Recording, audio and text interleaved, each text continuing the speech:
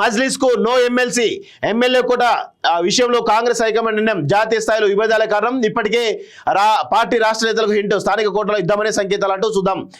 MLA కోటలో మజ్లిస్ పార్టీకి MLC seat కేటాయించడం సాధ్యం కాదని కాంగ్రెస్ పార్టీ హైకమాండ్ నిర్ణయం తీసుకున్నట్టు తెలుస్తున్నది. జాతీయ స్థాయిలో కాంగ్రెస్ విధానాలకు వ్యతిరేకంగా మజ్లిస్ పనిచేయడమే అందుకు కారణమని ఏఐసీసీ వర్గాలు అభిప్రాయపడుతున్నాయి. దీనిపై ఇప్పటికే రాష్ట్ర నేతలకు సంకేతాలు పంపినట్టు తెలుస్తున్నది.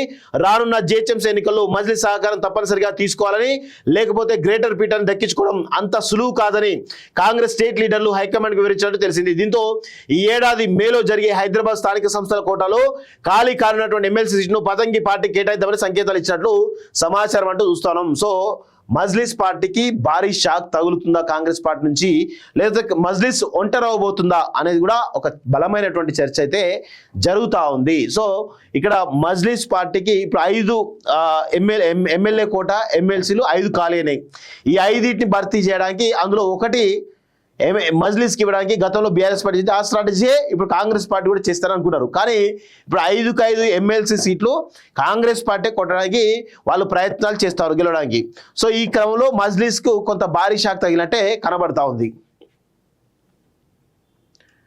నెక్స్ట్ వచ్చే నెల నుంచి అమల్లోకి భూభారతి దాదాపుగా సిద్ధమైనటువంటి గైడ్లైన్స్, లీగల్ ఇష్యూస్ రాకుండా కసరత్తు, త్వరలో ఫైనల్ చేయనున్నటువంటి సీఎం రేవంత్ రెడ్డి, మంత్రి పొంగులేటి క్యాబినెట్ లో చట్టబద్ధంగా డిస్కషన్ అనంతరం ఆర్వార్ 2025 అమలు తేదీ ప్రకటన. ఫార్మర్ సిద్ధం చేస్తున్న సీసీఎల్ఏ అధికారులు సాదా బైరమా అప్పీల్ వ్యవస్థలతో సహా అన్ని అమలుకు ప్రయత్నాలంటూ చూస్తున్నాం. సో భూభారతి ఏదైతే ఉందో భూభారతి అమల్లోకి రాకుండా కొంతమంది అధికారులు కేసీఆర్తో కుమ్మక్కై చాలా పెద్ద ఎత్తున ప్రయత్నాలు చేస్తూ ఉన్నారు. ఇది వాస్తవం.